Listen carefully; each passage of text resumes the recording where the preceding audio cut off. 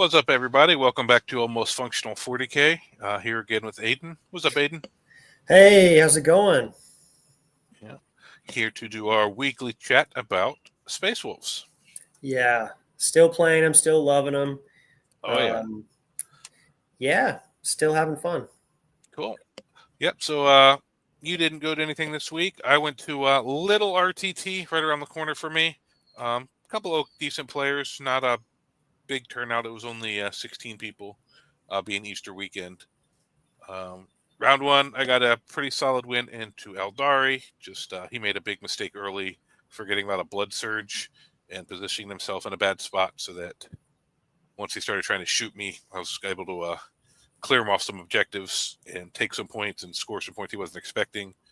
But the Wolves, the list he was running, there really isn't a lot he has that threatens Thunderwolves. I find Right. Eldari have real trouble, so it just ended the game earlier. I still think I would have probably won that pretty handily. Just I haven't lost to Eldar since I've been running the pretty steady Thunderwolf list. So, and then round two, real tight game into Ultramarines. Just double oath with Gilliman and +1 to wound. Just that's just a tough thing to deal with right now. Yeah, man, Ultramarines are probably one of the top armies, even though the data doesn't show it. Gilliman, Calgar, Ultramarines are a little overtuned right now.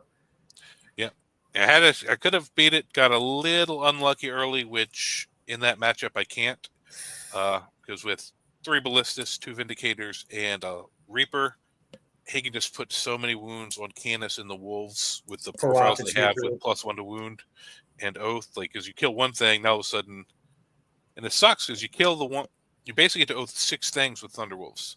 With my 3-man squads, you oath them. The 3 wolves die. Now both characters are oathed, and then it's a debate on as to whether or not the first unit dying triggers the second oath, or whether you have to kill 2 characters. That's a ruling thing there, but basically you can kill one squad and 2 characters all with oath and +1 to wound, and now all of a sudden it triggers on the other squad, and those 2 like it's just. Yeah, it's a headache, but the Ultramarine player is profiting, just rerolling hits and +1 wound on pretty much your whole army that they can see. So it's just, it's dumb. Ultramarine people that play Ultramarines are very special people. People that have jumped to Ultramarines specifically because of this. I know they are the strongest way to play. If there was somebody who was playing Ultramarines before, and give them a bit of a pass because, hey, my army is actually really good. Just like if Spaceful's got the most broken rules in the game, I feel like we should be allowed to use it, but all these other people who were playing something else before that just coming for that reason shouldn't get the benefit because they didn't struggle through the bad times. Struggling, man. Ugh. Yeah, well, I mean, that's just how it is right now. It's a really shooting heavy meta, with Ultramarines, Guard, Eldar. Not a lot of melee up at the top, I don't think. No. Well, on the Guard, I mean, not the Guard, the Eldar don't bother me too much because they're so easy to kill and their profiles are bad into Thunderwolves. Right. Knights and Chaos Knights can be tough. Yeah, Ultramarines are tough. What was the other one? Oh, Guard can be difficult depending on how they build it and how they play it. But yeah, but luckily we're going to get a book. We're the second one coming out, right? Second one coming out, right? Thousand Suns first. They should be releasing this weekend, right? Right. That's what they told us on the Adepticon stream. Yeah, they literally had a Codex roadmap. Thousand Suns first, then Space Wolves. And what do they do? Let's go look at Warhammer Community. Maybe they'll have some news on it. Yeah. Wait, what's that? Wait a second. That's not Thousand Suns Space Wolves. I mean, that's a Wolfen right there, right? That's actually, I do have Wolfen that are 8-bound converted. So yeah, I know. A to me. It's a greater Wolfen. Yeah. So confirmed it was the second release by 1,000 Suns, like 2-3 weeks ago, and then all of a sudden we got the World Leaders book leak, and then this dropped now. So they pre-order next week or this weekend, and then pre-orders are normally 2 weeks long. And they've been alternating between 40K and Sigmar. So we're probably a month until the next 40K release, and then unless they're going to do another double release, that's 1,000 Suns, most likely, and then we'd be after that. Because I'm assuming they're going to, the way they're doing it, they did Emperor's Children, these 2,000 Suns. They want to push just get all the Chaos Legions out. Right. I mean, it is. Yeah, it's interesting the way they did it. Yeah, because if they drop Suns alone and then do a Sigma release again, we're 2 months out before the Wolves pre-order. Yeah, so it looks like June at the earliest before we can play with our rules. At the earliest, maybe even July.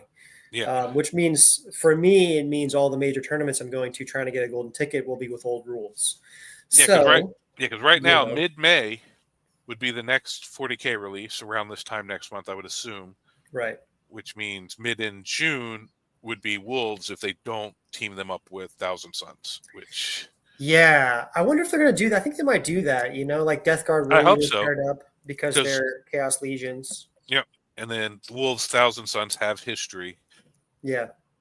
Speaking of Thousand Suns, I played a very good game in a Thousand Suns this week. Good game as in the opponent was very good and I got my ass handed to me. Yes. Yeah, he just knew how to screen well. He was going. And mortals, those mortals are the best way to get around invulns. Yeah, invulns and -1 hidden wound. He's like, I don't care. I do a bunch of mortals, and then by golly, the sorcerer with the 2 damage flamer that auto hits that gets +1 to wound reroll wounds. He was popping off. So that was just a bad day for the Wolves. He just jumped his whole army around the corner where I thought he couldn't get line of sight, and then picked up a whole Wolf squad, and then he was screening well, and boy, it was just a really tough matchup, and it got me rethinking my whole life now. What happens when you run a subpar detachment? Whoa. Well, against Thousand Suns specifically, Stormlance is the subpar detachment. It's probably right. Because you get the 6-up Field and Flame army wide and the 4-up against Psychic Immortals. Every time I've played Thousand Suns with it, if I start in Bear, I send one Wolf unit out in the middle of the table. They'll shoot the whole army at it, and they can't kill it because you get the full Field of Pain. Yeah. It just changes the whole math on that matchup. But not normally Stormlances. I'm just teasing you. They're like that matchup specifically. I know, giving me shit. I actually do want to see what I want to see who's doing well as far as meta. I think you ever heard of 40K Meta Monday, their website? They have a data table for all of the it's what, stat check? No. It's 40kmetamonday.wordpress.com. All right, because I know Stat Check has the 10th edition metadata. Right. So what's the one? Stat Check? What was it? Or sorry, no, was it Meta 40kmetamonday.wordpress.com. Yeah, because I just want to see how they're doing. Normally they've got a big data table for how Space Wolves are doing, different armies are doing, different detachments are doing. all right, let's see. I'm bringing this up, see if you can show me. So this is what came up.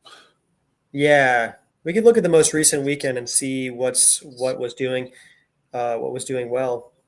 If that would be cool. Yeah, which that's March 31st. Let's go to April 21st. Is this the War Bunny? That would be the. Mm-hmm. You can scroll all the way to the bottom. They have individual result events, but at the bottom they got a big data table. Because they also here, I always go to here to. Yeah, that's fine. This is also fine. Yeah. So Space Wolves sitting at a comfortable Stormlance Stormlance at 56. Champions are off at 51. That's what I'm talking about. Stormlance for the win. Yeah. No, I think what Stormlance is just generally better at mid tables. That's what I think. Well, and I think Champions of Rust, I'm not to be mean, but has a lot of non-competitive players that just I'm running the Space Wolf detachment. Yep. I mean, it's the most popular of the Space Wolves. Yeah. It's also the most fun way to play Space Wolves. Don't get me wrong, I'm a Stormlance player. Probably 80% of my games are Stormlance at this point. Yeah. But I have to say, Champions of Rust is so fun. Yeah. Let's see here. Yeah, so Champions of Rust looks like 56% had a positive record. Stormlance, 60%. Was that for this past weekend, or was that for like? That should be for. Let's see. How do we do this thing? The most recent data slate since. Yeah, it's broken up by the data slate. So let's Right. go back to the other one if that just does the weekend.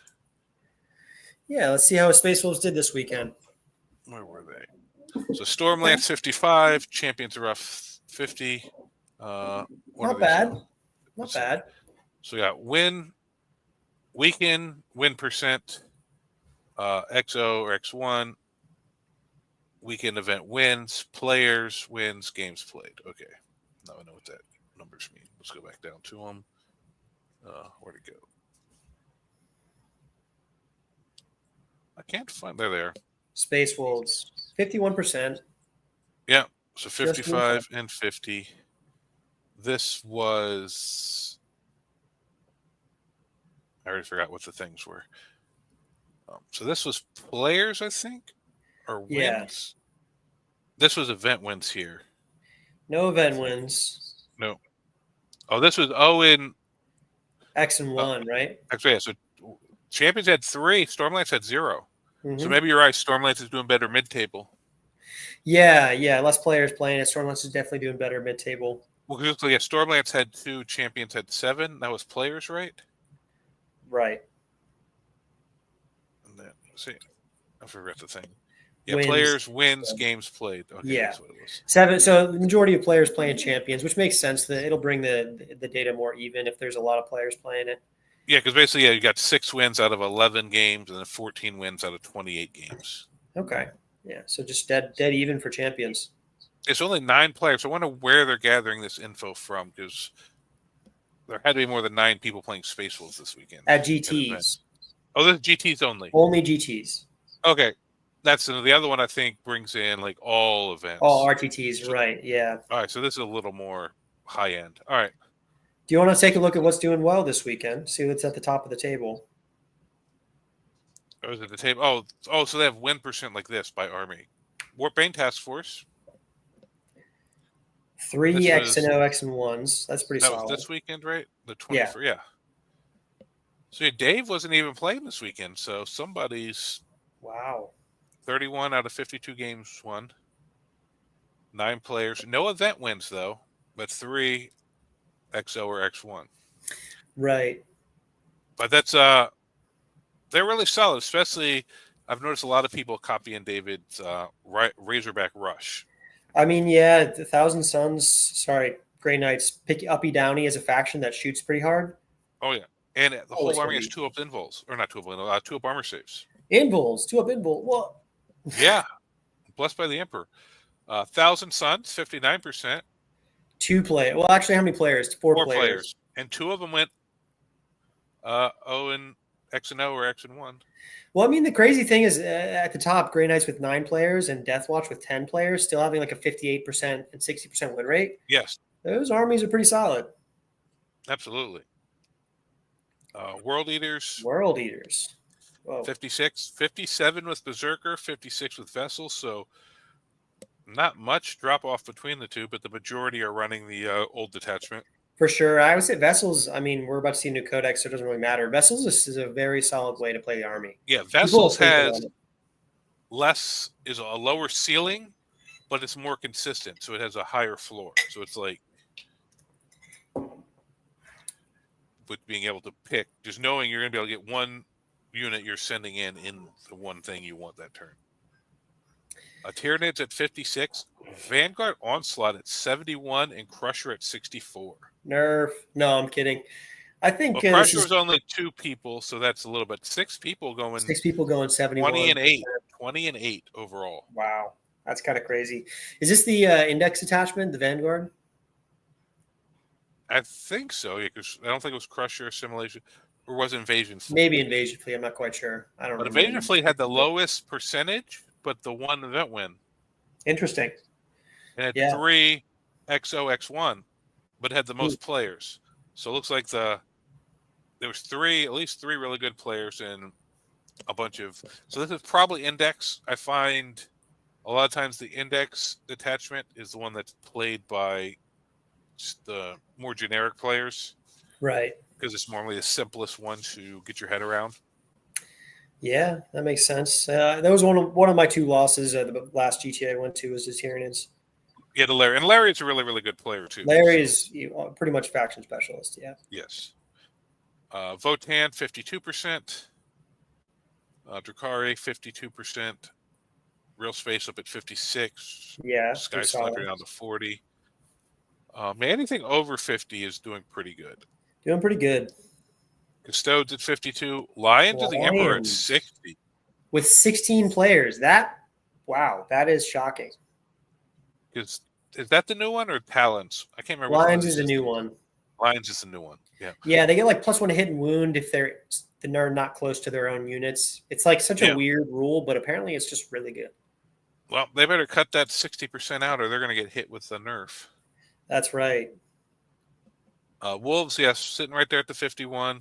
Stormlance trying to, just slightly above 55 to 45 is where they try to keep everybody. Yeah. So yeah. Nothing in ours is really jumping out to gain attention, but we got the book coming, so I doubt they do much to mess with us before the book. Definitely not. Especially in this range. Like if this was up at like 70%, then they might do a quick fix for a month, but like more DACA at 80. One player. Oh, well, that's still a number jumped out at me. Yeah, I know. Still low. So Warhorde seems to be the popular one now that everything else got dropped. This tactical, yeah, 1 player went 3 and 3. Green Tide, 2 players went 7 and 5, 7 and 4. Not bad.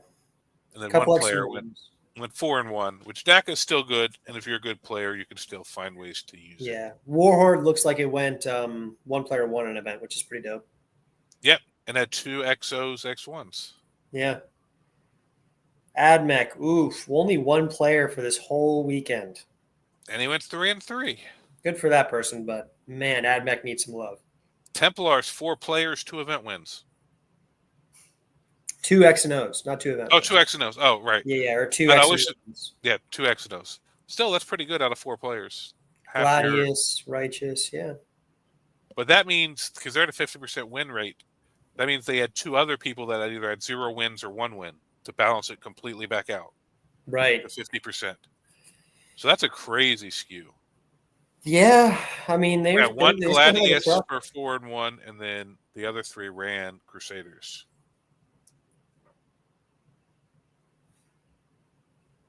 I'm curious what where's Eldari at, and what about the bottom of the table? I'm curious about the bottom of the table. Yeah, so Knights at 50, Tau at 49, Dark Angels at 48, Demons 47, Eldari at 46. Yunari at 60% with 18 players. 18 players. That is propping up the army, and it's also overtuned. So I think they need to balance.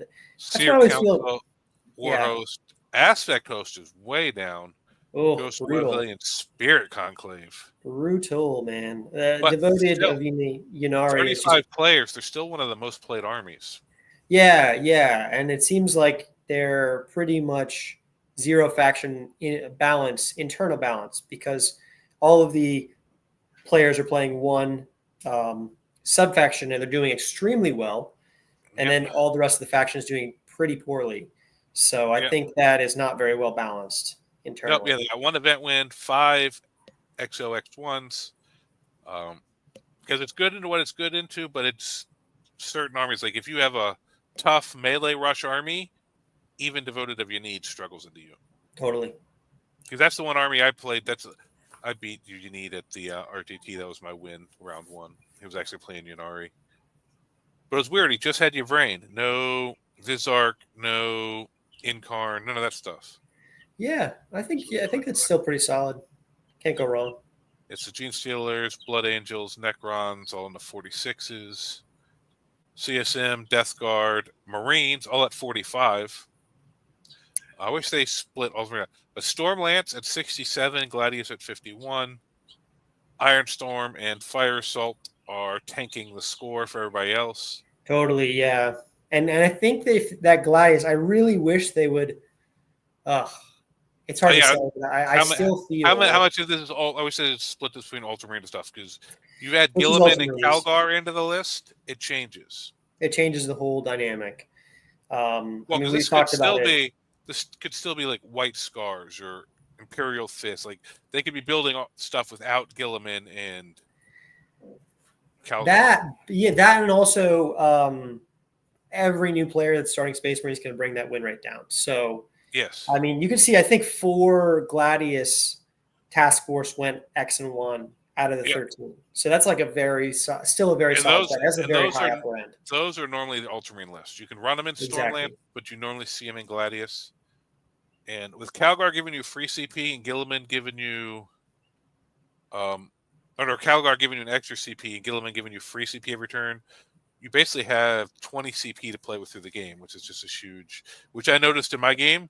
I kept the Clyde on primary, but he was able to cycle his secondary deck every turn because he had so many CP, which I couldn't afford to do, and that's where he ended up pulling it out was on secondaries. Yeah, man, it's just like Gilliman not being balanced. I've seen this in 8th edition. Yeah. Well, even the +1 to wound the damage, like that's annoying enough, but when they just have unlimited CP to do everything they want every turn, they can. It's like you're not playing the same game, and it gets a little unfun. It's like, yeah, you just pick stratagems and do them. What's this conserving CP thing for the key stratagem you need every turn? Yeah. So AdMech at 44, Mech Assault and Siege Regiment doing good. 40s for Combined and Hammer. Sisters at 44, Hallowed Martyrs still doing decent. Everything else isn't. I'm surprised that the Chaos Knights 41%. And that the Imperial Knights were doing, because they were winning a lot of events just a little while ago. And now Chaos Knights didn't really win events. They're doing more mid-table winning, I think. But they're still really, really good against certain armies. Like, I struggled with them. Yeah, man. Up until the last version of my list, I hit them pretty hard. But they went undefeated at Battle to End Alzheimer's. One of my friends, Tyler Principio, got best overall. Yeah, and where did the Imperial Knights? 50%. No event wins this weekend. Nope. So that's going. They were winning. They were winning. Yeah, but they were winning everything there for like a week or two almost.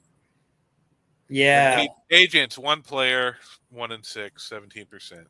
That's just hard to play as a pure army. That's good stuff to ally in, but like they don't have enough choices to run. Yeah, they're kind of a half army. You know, it is what it is. Everyone knows they're kind of a meme. Yeah. So Wolves are in a good spot. There's not much that's outperforming us right now. Nope. And there are a couple overtuned armies, but I'm confident that GW will take care of them in the next balanced data slate. We got a lot of codices coming out in the near future. So. Yeah. And not to toot horns, but Matt pointed this out in our chat the other day. I didn't realize how well you and I were doing in the Space Wolf rankings. Please, let's toot our own horns. Yes. Well, I'll toot yours, you toot mine. That's funny. Yeah. Yeah, because I noticed the other week I had just jumped you, and then you jumped me back. All right. Space Wolves, Nurgle. Space Marines, Space Wolves. Space Wolves. So there's that guy Aiden sitting at 7th, and there you I'm go. down at 12th. Wow, that's pretty solid, honestly. That's global, I think. Yeah. So if you just go to America, United States, which you're in 2nd, whoa, I'm in 5th. Hey-o. And then I noticed this the other day. If you go to your Northeast? Yeah, Northeast. Hey, look at that. Dang, man. That's top of the Northeast America. Yeah. That's solid, though. I can't even remember 4 big events I went to. Are these 4 big events, or did they count RTTs? There's no way they count RTTs, right? They do count RTTs. You can have, I think you have to have 1. I think 2 of them can be RTTs, and at least 2 of them have to be big events. Wow. And I'm 2nd. I'm only behind Dakota in the South. That's awesome, man. Yeah. That is so cool. But yeah, this is the main one. It's worldwide because a lot of the metas are weird and different. So the North American one I normally. But yeah, and honestly, we're both top 5 right now in the U.S. Yeah. To speak of worldwide metas, I saw Stefan Meertens. This guy is running Stormlands, the same list for like 2 years, pretty much. He's like number 2 or 3. Yeah, those are all NTTs, and I guess there's a Yes, you couple got of two. Yes, you got GTs. your Alzheimer's GT and your Blue Ridge GT, and GT, then that's your two GT. RTTs right there. Mm-hmm. Yeah.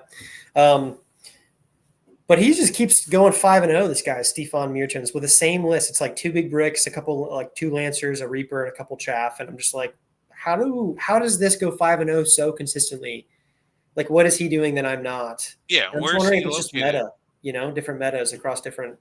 Yeah, do you know where he's located? He's like in the Netherlands or something. Oh, yeah, that's it's amazing how a lot of the European countries, one, they play on, like, a lot of them will play on that, was it WTC terrain, which is a whole different thing, and then they just have a different theory on metas and how the game's played. So it's like Right. different play styles can do better there than they can here, Totally. and vice versa. Different terrain too. I mean, Yeah. speaking of different terrain, the GT I went to recently, Battleland Alzheimer's, and the GTs I'm going to in 2 weeks they're playing pretty different layouts than what I normally play. Playing a lot of layout 6. Yeah. It's such a weird and odd layout. I don't know how to stage. It's so open in some Yeah, areas. it's been weird. A couple events recently I've noticed have played layout 6. It's become a little more popular here recently. Such a really weird layout. Like I don't know how to approach it. I don't know how to like go after my army. So I'm a lot of my practice games are on layout 6, trying to get used to it. Here, actually, we can actually go into that. With neither of us really having any big events, we're going to get into a lot of other kind of weird stuff this week. All right, so key downloads. All right, so let's bring this up.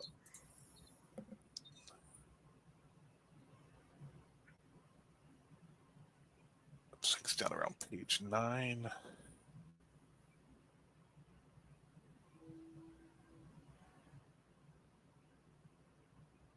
All right, yeah. So there's layout 1. Layout 1's pretty balanced.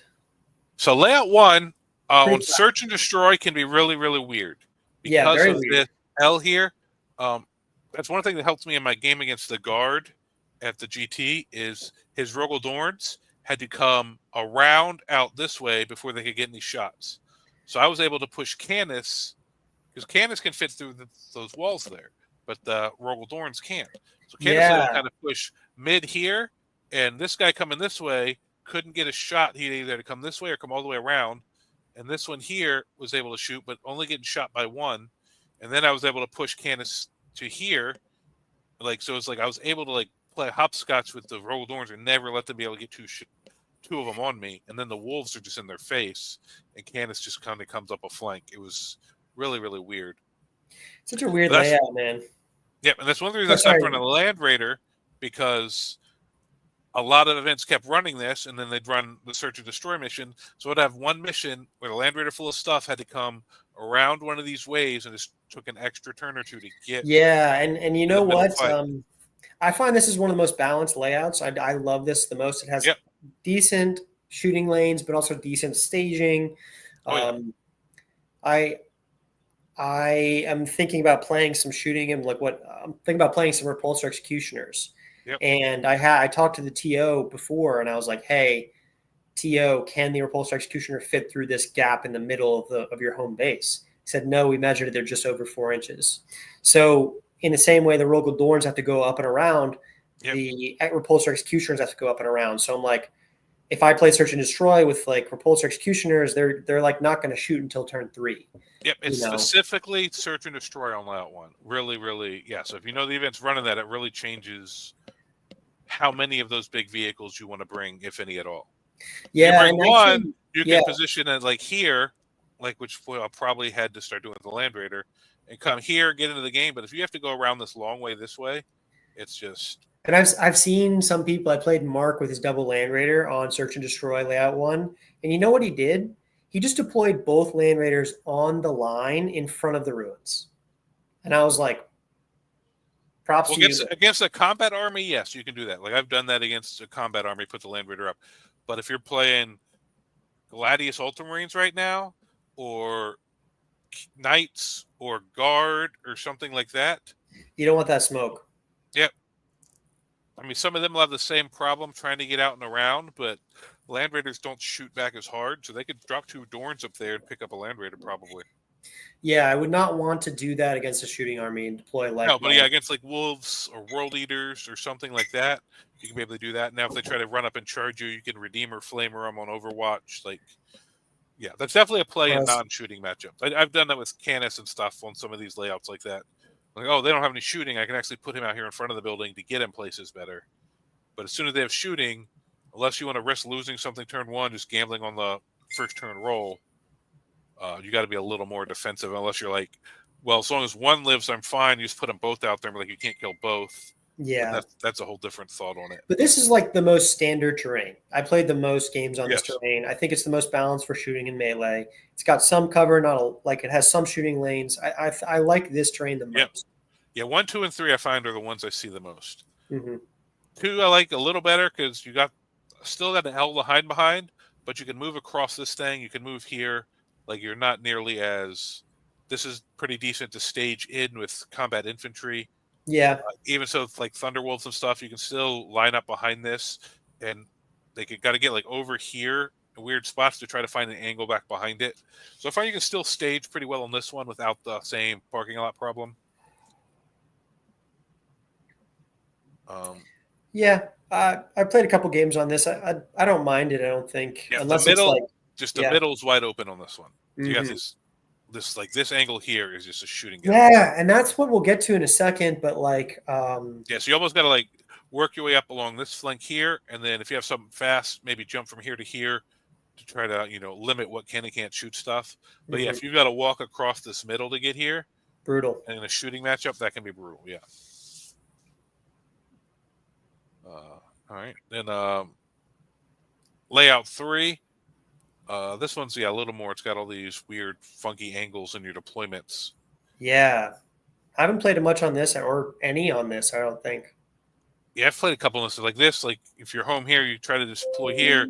If they have something super fast on like Hammer and Anvil or something like that, they can push up and get some shots into your home field here fairly easily. Right. It's a little harder to get shots coming this way, but if they're super fast or rapid ingress something early here, they can get shots into your backfield. Yeah, interesting. Weird terrain. Half of these have not played really much. Yeah, some of them have really weird and then layout 4. So this has some more like weird skewed ones, but very similar to layout 6. This is very similar to layout 6. Yeah, but your backfield's a little more protected here. And then once again, the middle's wide open. You got some shooting lanes back and forth through here. But you can stage a little easier close to the middle here. You're just coming across as big. And on a lot of these, you'll have lanes down the side if you want to send like flanking infantry. But like Thunderwolves and stuff, normally you got to try to cross this no man's land with some of them. Yeah. I mean, I think layout 4, I played layout 4 at a GT a month or so ago, and it was just remarkably open. Like if anything was trying to stage in the middle, you couldn't hide any big units in the middle. Yep. You could hide like a 5-man or the character, Marine squad and like staging, but like past that, no. Oh yeah. There's no throwing a little 5-man scout squad out here and holding the middle from behind a wall or anything like. Yeah, it was just not. It was not a. Yeah, just very open. And you'll see in layout 6, it's almost the exact same layout, with like 2 pieces of terrain tweaked. Layout 5, I have no idea what's going on here. What is happening? I don't think I've ever played on 5. Yeah, this is a weird. This is probably one of the ones that's recommended for like Dawn of War, deploying on this side. Probably Dawn of War, yeah. Which is probably why you don't see it off. That's probably not recommended for like all the search and destroy Crucible type missions. Gosh, and I've only played like 2 Dawn of War games out of like the couple hundred I played in 10. Yeah, because if you ran layout 5 and you're deploying along here, there's no hiding. There's shooting lanes in everywhere. So that's probably, I don't see this. This is probably really, really limited to layout or Dawn of War and sweeping engagement. Is that what it's called? Their stair step, not like tipping point, but sideways. So those are probably reserved for mostly those 2 type of deployments. Yeah, and layout 6. This is the one that I've played in the last event and will be at the next event. It's Yeah. it's kind of awkward. There's like some awkward lanes. So the middle's a little open, but you do have a little more blocking, and you have played on 6 a few times. So you still got some good staging here in your deployment, and you can get like jump stuff up here like behind this and not get shot from this side, or jump up from behind here. Of course, on the other ones, it was just a complete shooting lane down through. They're like big, like Thunderwolf units aren't going to be able to use this. But like a scout squad or a Reaver squad or something little like that can screen some of the shooting coming from the opposite side of the table. Right. Yeah. We'll take a look at where you would put the objectives if they were in the middle. Look at the 3 no man's land objectives. One in the center, completely open, can be seen by 3 or 4 different shooting. And depending on which lanes. mission, most of the others should be able to be held holding behind this wall. Well, here's the thing: you can hold it behind a wall if you have like a 5-man Marine squad. That's the only case you can hold behind the wall, and even then, your opponent can move up from their deployment line to see that 5-man Marine squad on the side. Yeah, it's because it's like the 22 ones like here, the 28 ones like here, and then the 14 one, like if you do search and destroy, it's like way back here. Yeah. Because I've actually, they've been running this a lot locally. Right. And this wall here, you can normally get a little scout squad or something like that infiltrated up in here, and they have to push up to like here if you position them right to get that angle into this last guy. If you're which is fine, but it's 5OC that's not that durable. Right, but what I normally do is I'll have like a Thunderwolf squad or Impulsor with Ragnar or something like that pushed up behind this here, and then if they send their shooting up here, now it's not really threatening the middle because of this. So a lot of times I find they'll send one little shoot unit or something to try to charge this, because with the Thunderwolves and other stuff coming this way, they really want their shooting to be able to access the middle of the table. Right. Because if they commit it to get this angle, they lose a lot of angles for the Thunderwolves and stuff pushing the middle. Yeah. So I found a lot of times they don't come after this super hard with anything I can't really counter with like Ragnar and a Blade Guard squad or Amber Alert going off on my phone, or something like that. But yeah, they could push hard here, but then you can do the same thing to theirs. And I found it works fairly well just having one little throwaway unit. That's what I'm thinking. Yeah, like a 5-man scout squad or something at best. That's like really all you can see there without being screened, without being shot. Yeah, and then once you push up, if you can get Thunderwolves or something taking this flank, once they kind of control this area here, you're able to move something else up there, and they're not able to retake that position to get the shots in. That makes sense. So after you kind of take this area, this becomes really, really kind of safe as long as they can't drop behind you with like some deep striking. What's up, Rizman? How you doing? Hey, Rizman. Yeah, we're just kind of. Yeah, neither of us really did any big events, so we're just talking, and he said something about a layout, so now we're going through the layouts, talking about thoughts.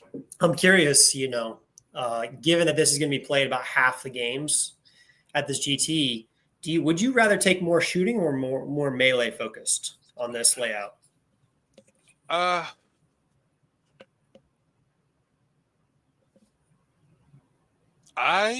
would say melee on this. Interesting. Because you're shooting, you got like one long angle through here, but everything else they can really limit. If you push your ballistas here, like they could like hide here, they can limit your shots on like. Hard to get a lot of things shooting the same. Cotton's saying we might have sound issues. Let me make sure we're not. Yeah, I'm going to check YouTube real quick. Mute myself.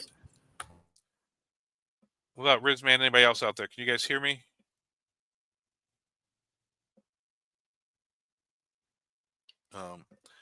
Let's see. No, I can hear. YouTube is still working. I can hear the sound come out from YouTube. All right, maybe it's just Cotton. If anybody else is having trouble, let us know. Yeah, for sure. It says we got 9 people in chat, so hopefully someone else would let us know if there's a problem. Yeah. Wait, so what were you saying? You'd rather take more melee in this? On this one, yeah, because I'm thinking they can really limit where you can get shots. You got to kind of like push up here to really get good angles into a lot of stuff. And once you're in this kind of area, I'd rather be a combat unit than a shooty unit. I think that makes sense. There's not a lot of good long range hiding in your backfield shots down the having ballistas try to hold back here and get shots through here, and a lot of the deployments are going to have the objective up here. So if you do search and destroy, maybe you get a ballistas back holding like here, shooting down, but the rest of these have to push up here and be blocked by the wall. So I mean, I'm saying ballistas, it could be lance, anything. You know what I'm saying? Just Right. Yeah. I remember just playing Death Guard in this match, and Death Guard was like all tanks, all yeah, shooting. And he just pushed up all of his tanks into every shooting lane and just was shooting me the whole game. And I was like, yeah, gosh, this feels bad. They're just like so many shooting lanes. I had to be so defensive with where I was deploying. yeah. Um, yeah, it was But it not a good should time. be hard for him to get all his tanks on like the same targets. Yeah, he was not So it's getting probably all his shooting like tanks. 2 tanks at one thing here, 2 tanks at one thing there, 2 tanks. So he's probably splitting it all up. That's exactly what it was. Yeah. Which, depending on what you're fighting against, sometimes that's not enough. Yeah. So here's what I'm thinking. I'm thinking like transports. Honestly, I'm thinking Yes. transports. Yeah, I love Because it repulsors. just is going to be difficult to hide my whole army. And I do like shooting, but I'm still struggling to find shooting that really works well for me consistently. Yep. So I'm thinking transports. Yep. You still going heavy wolf, or are you going to bring a bunch of infantry? Uh, I love Stormlance. I love the tools that it gives me. So I think Heavy Wolf, which you run Stormlance, there are a couple infantries that you can consider. But still, wolves are going to be the majority of the heavy lifting. Yeah, because I think you could early stage behind this and here, and maybe one over here, and really limit how many shots he can get on each unit. I mean, they might get a couple shots on each, but hopefully not enough to just kill them. And then you Yeah, basically almost got to just like YOLO into that line. I mean, you don't have Black Death, but still Thunderwolves can still gum do up the some damage. lines, get a bunch of OC on the Yeah. objectives, and just Yeah. like Yeah. The only downside of that is if it's all vehicles and you hit them and leave them alive, they can still just shoot back into you in combat. Yeah. I played that matchup so poorly. I wish I could take that game back, but it is what it is. Um, but yeah, I'm just thinking about like what would I want in my army if I was playing this. Yeah. One, I want the lone op lieutenant because goddamn, like Oh, yeah. you need lone op in The this. lone up lieutenant is amazing in this building. Yeah, They'd have to pull us almost pretty much up into the 9 inches to be able to see him with and his then he can lone jump op. back out of the terrain. And then he can jump back here, and they're most likely not going to have anything else within 12 to shoot him. That's exactly right. Yeah, Yeah, and I think this building would work great for the lone op lieutenant. yeah, and I don't even want to put him in the middle because my opponent might just stand at 12 inches within Yes. 12 and not trigger as reactive and just shoot him. So I think he's perfect in that little pocket. Yeah, because I think they got to get like right along this line here to get a shot. No, if he's in this corner here, they almost got to be like right here to shoot him if he's tucked up in this corner. Totally. Yep. And I think on the 22 and 8 and the 20 and 8 objective, I think being in this little corner, he can be holding it. On search and destroy, he might not be able to be in that corner and hold it because it comes back here a little bit more. But in a lot of the missions, he'll be able to just hide right in this little tucked in corner and hold it. We got a couple questions from the chat. Cotton saying, do you think DG will still have all the tanks after the new book? For sure. I think they'll have all the tanks. I don't think that's going anywhere. They're going to have all their predators, all of their blow drones, their blight haulers, and their plague burst crawlers. Yeah, for sure. Yeah. I'm very curious to see what the new book holds for DG and World Eaters because those are both armies that I own. Yeah. I don't think either of them is losing anything. I think they're gaining a little bit of stuff. A couple extra stuff. Because they're not like Marines where they just have such a huge bloated line because they separated them from Chaos Marine. So they don't have access to a lot of the Chaos Marine regular stuff. So it's like kind of really unique. Yeah. Line. Then Joe said maybe you should take an extra scout unit too. Yeah. I 2 scouts is really choice. Yeah. 2 scouts and a lone op lieutenant. I mean, that's a lot of good mission play. It's a lot of good mission play for sure. Joe was saying played against Guard, Votan, Ultramarine at LVO. Key is just to push in melee and don't be afraid of Thunderwolves dying. Yeah, I mean, I really think Thunderwolf lists are best when they're playing aggressively. Oh, yeah. And over the mission. You know, you don't want to just throw away them into no man's land, but they're playing aggressively and pushing the opponent back. Yeah. That's what I found my best games is when I can effectively play aggressive. Yeah. So I like my scout squads because occasionally turn 1, I can score some really easy midfield objectives while kind of staging a little bit and not necessarily have to go turn 1. Mm-hmm. then when your opponent kind of sees you scoring without you pushing early, sometimes they don't necessarily want to sit back that long. Like, oh, I got to come out. And one of the guys at least exposed enough to kill scouts, which sometimes they can just do with shooting and not really get in your way. But I find a lot of Right. times they all might start pushing a little, especially if you're going second and you're able to pull a score off like that. They're like, shit, because they know you got turn 5 scoring. And then you can wait till like turn 2 to throw the wolves in. And they've hopefully moved up on you a little bit, so you have basically get there a little quicker without having to be out. Yeah. We'll see. I mean, it's going to be a good tournament either way. Huge. It's already like 120 people, 130 people, so it's going to be a massive thing run by good friend JD Carter. So. Oh yeah, JD. I love JD. Layout 7, man. Layout 7 is super, super weird. I played on this a couple weeks ago. Actually, I played on this at a team event against Gene Stealer Cult with my pure Wolf GL Stormlance 18 Thunderwolves 6-character list and got wrecked.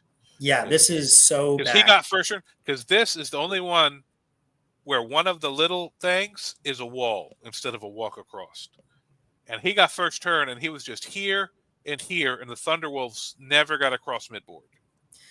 That's brutal. That's so brutal. This is like, yeah, if you're a mounted vehicle type army that can't go through walls, orcs, Gene Stealer Cult, even Thunderwolves, if you're playing against Thunderwolves, could jail you really, really well. So hard.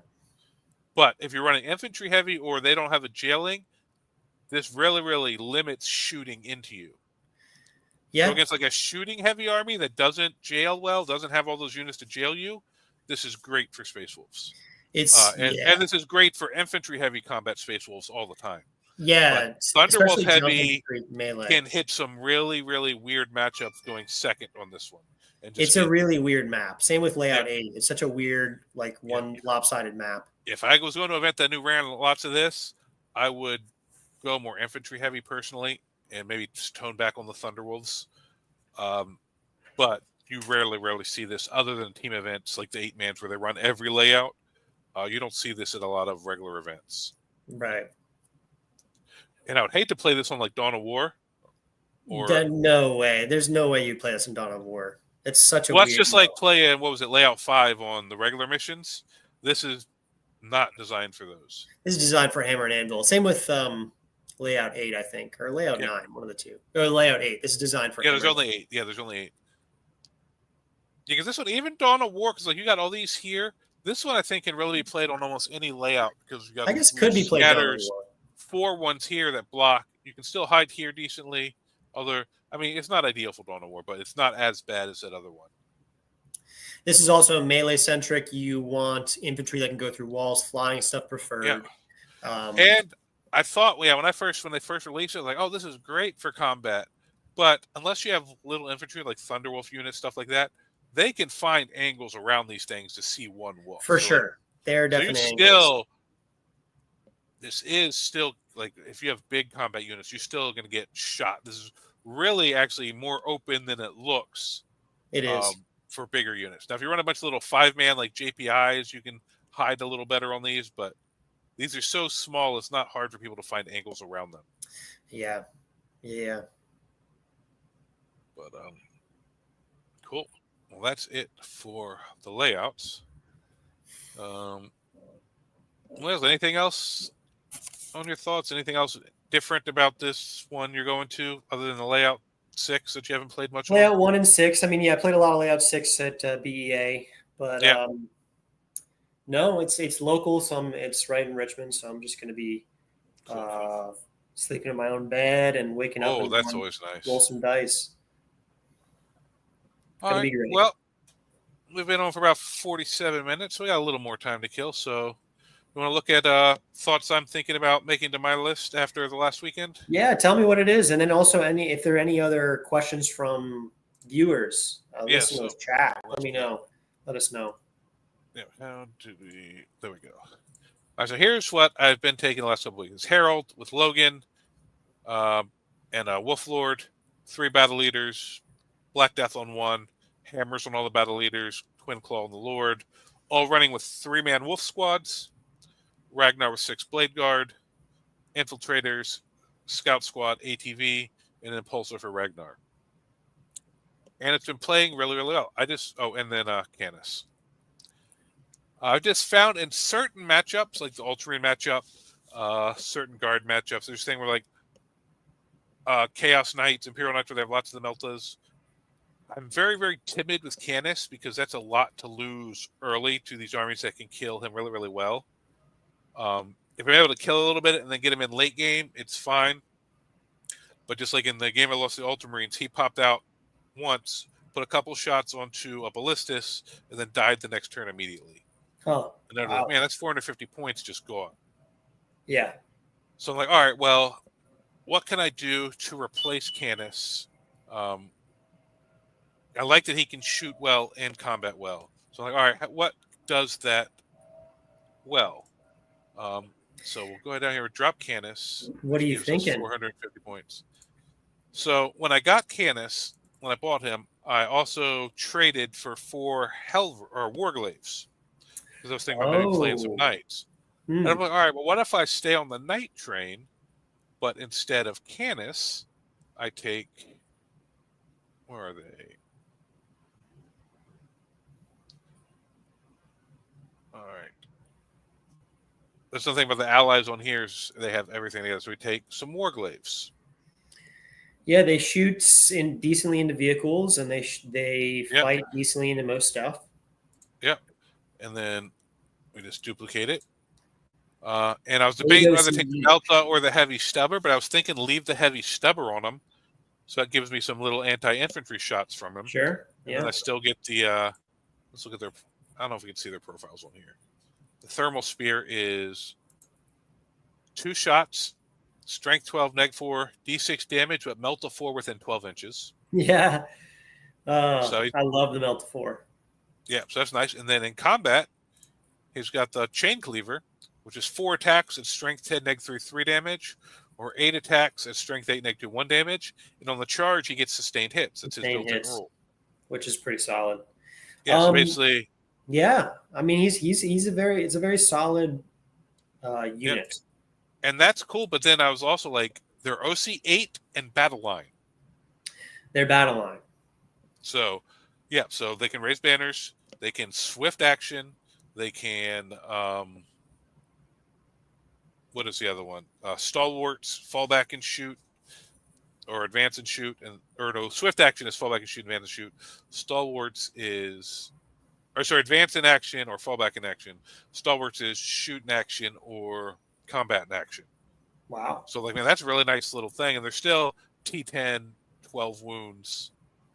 And I'm like, that's kind of interesting. And then it leaves me 30 points, which would let me drop the ATV and take a JPI squad.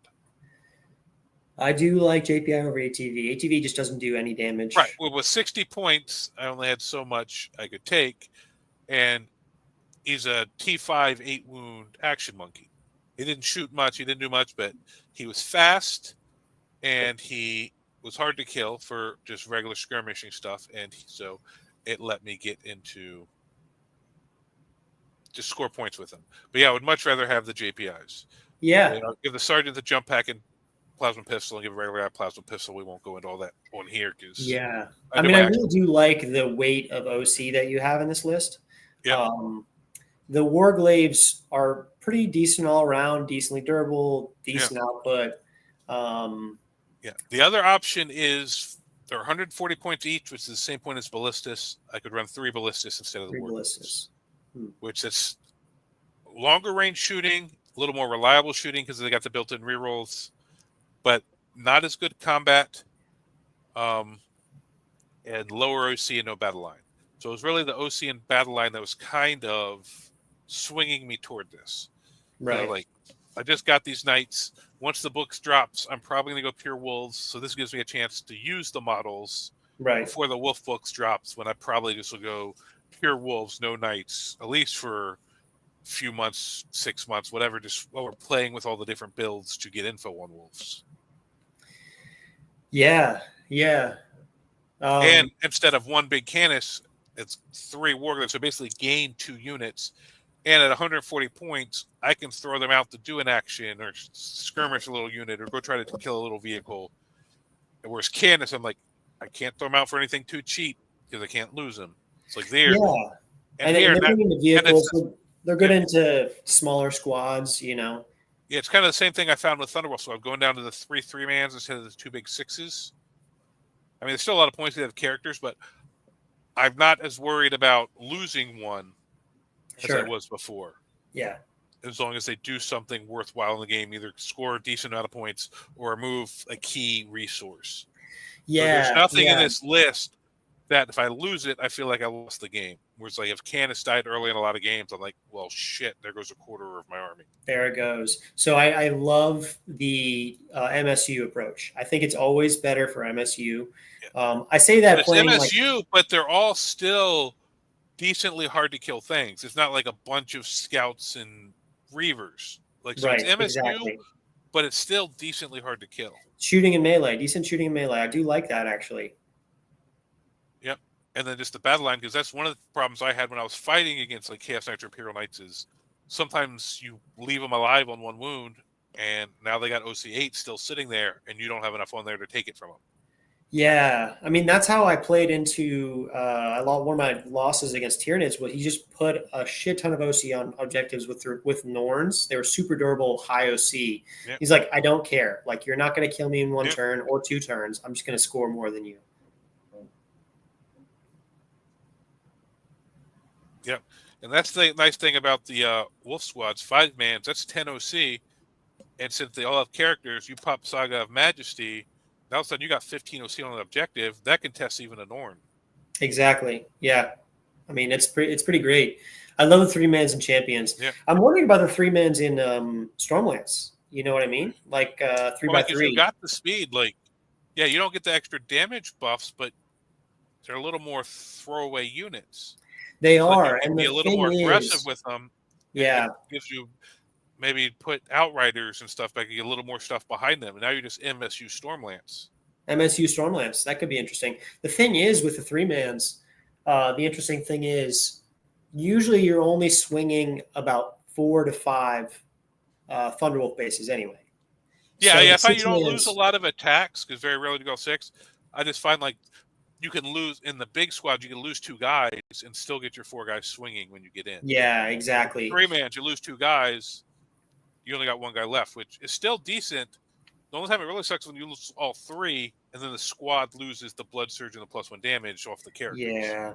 As long as they have at least 1 guy to buff them, to give them the +1 damage, those characters still hit so fucking hard. They do. They really do +1 damage. They hit really hard. The one thing that I've switched away from the 3-mans is because if your opponent's smart, they'll throw a grenade. They'll like Overwatch and then throw a grenade and then do 1 really big shooting activation. And that sometimes is enough to chew through 3 wolves in 1 shooting activation. And then your whole squad falls apart. You have 2 characters, maybe one's left on a couple wounds. He can blood surge, but who cares about 1 guy with 4 attacks at the power fist? Like no one really cares. So I really like. I find that a 6-man with a battle leader, they don't do as much damage as a 3-man with 2 characters, but they have a little more staying power. Yeah.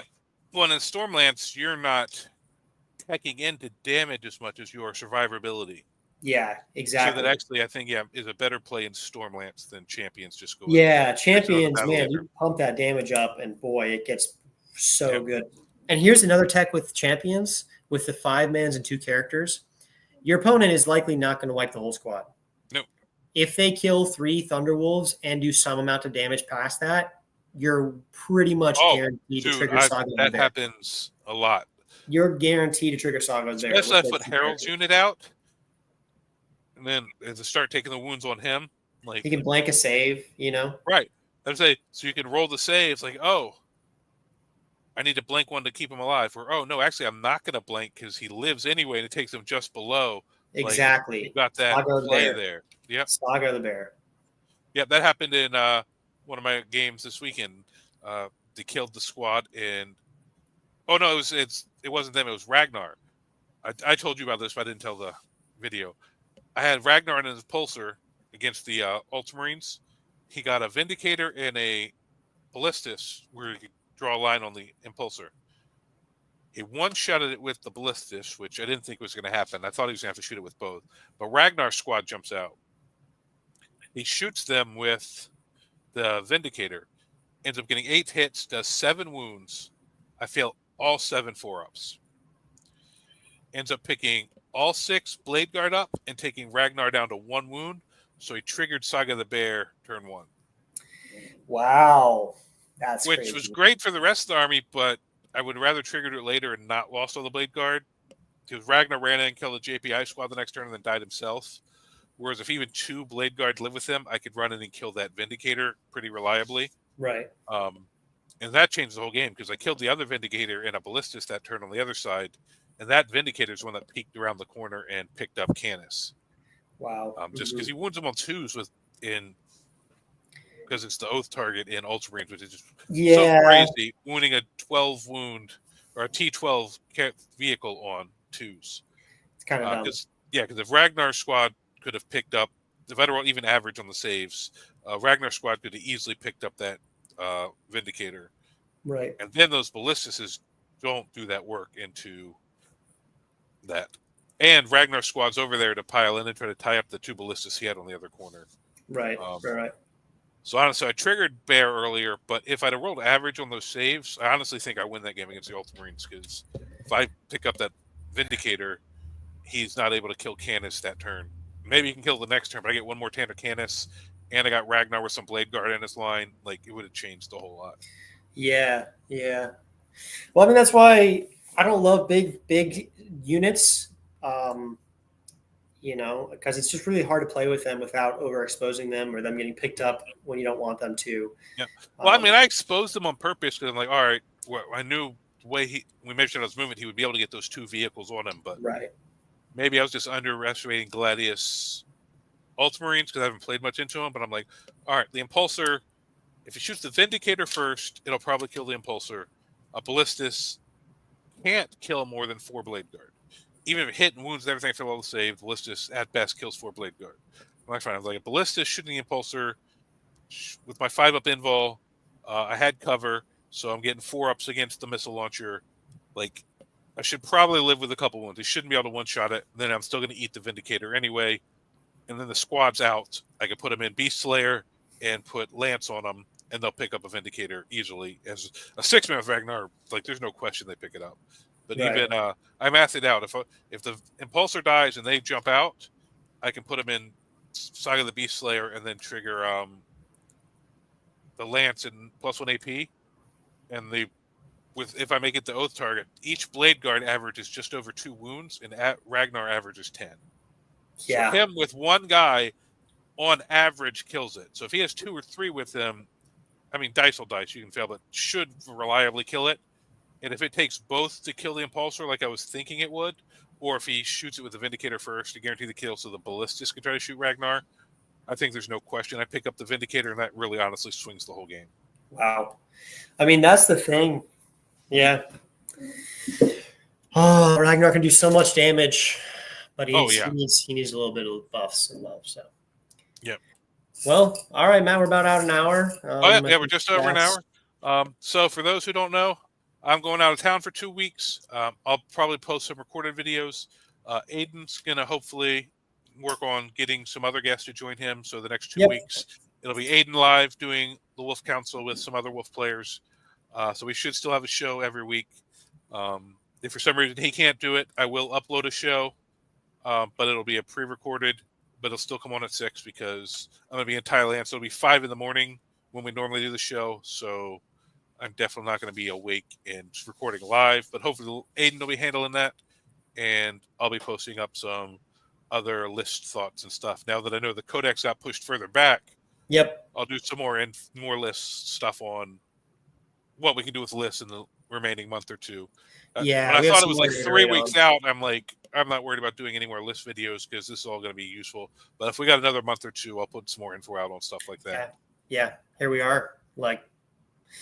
Anyway. All right. Well, thank you, Aiden. Once again, always love having you on.